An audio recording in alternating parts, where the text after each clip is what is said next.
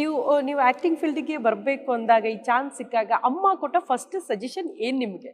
Suggestions ಅದು ಈಗಲೂ everyday suggestions ಬರ್ತಾ ಇರುತ್ತೆ ನನ್ನ ಕಡೆ.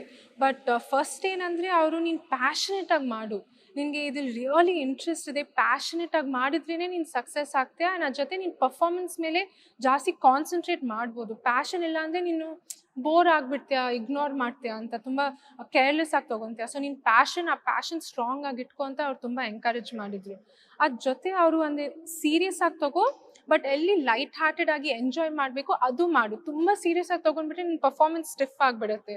ಸೊ ಅವ್ರು ಆ ಥರ ತುಂಬ ಯೂಸ್ಫುಲ್ ಅಡ್ವೈಸ್ ಸಜೆಷನ್ಸ್ ಕೊಟ್ಟಿದ್ದಾರೆ ನನಗೆ. ಮೋಸ್ಟ್ಲಿ ಮಾಲಾಶ್ರೀ ಅವರು ಹೇಳಿದ್ದು ಒಂದು ಒಳ್ಳೆ ಸಜೆಷನ್ ಅಂತ ಅನ್ಸುತ್ತೆ. ಕಾರಣ ಅವರ ಪ್ರತಿ ಸಿನಿಮಾಗಳಲ್ಲಿ ಅವ್ರ ಪಾತ್ರಗಳನ್ನ ನೋಡಿದಾಗ ನಿಮ್ಗೆ ಅರ್ಥ ಆಗ್ಬಿಡುತ್ತೆ. ಪರಕಾಯ ಪ್ರವೇಶ ಅಂದ್ರೆ ಮಾಲಾಶ್ರೀ ಅವ್ರ ಆಕ್ಟಿಂಗ್ ಹೇಗಿರ್ತಿತ್ತು, ಆ ಪಾತ್ರಕ್ಕೆ ಹೇಗೆ ಅವ್ರ ಜೀವ ಒದಗಿಸ್ತಾ ಇದ್ರು, ಎಷ್ಟು ಪ್ಯಾಷನೇಟ್ ಆಗಿದ್ರು ಅನ್ನೋದನ್ನ ನಿಮ್ಗೂ ಕೂಡ ಅದನ್ನ ಹೇಳ್ಕೊಟ್ಟಿದ್ದಾರೆ ಅಂತ ಭಾವಿಸ್ತೀನಿ.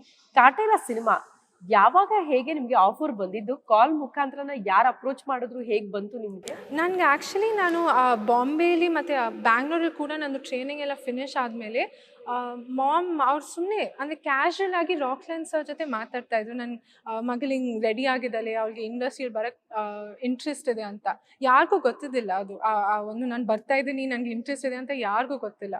ಸೊ ರಾಕ್ಲೈನ್ ಸರ್ ಅವ್ರ ಜೊತೆ ಜಸ್ಟ್ ಕ್ಯಾಶುವಲ್ ಆಗಿ ಮಾತಾಡ್ತಾ ಇರುವಾಗ ರಾಕ್ಲೈನ್ ಸರ್ ಹೇಳಿದರು, ಈ ಥರ ನಾನು ಒಂದು ಪ್ರಾಜೆಕ್ಟ್ ಮಾಡ್ತಾ ಇದ್ದೀನಿ, ದರ್ಶನ್ ಸರ್ ಜೊತೆ ಪ್ರಾಜೆಕ್ಟು ತರುಣ್ ಸರ್ ಡೈರೆಕ್ಟ್ ಮಾಡ್ತಾ ಇದ್ದಾರೆ, ತುಂಬ ಚೆನ್ನಾಗಿರುತ್ತೆ ಲಾಂಚ್ಗೆ, ನೀವು ಹೋಗಿ ಒಂದು ತರುಣ್ ಸರ್ನ ಮೀಟ್ ಮಾಡಿ ಅಂತ ಅವರು ಆ ಒಂದು ಫಸ್ಟ್ ಸ್ಟೆಪ್ ನನಗೆ ಕೊಟ್ಟಿದ್ರು.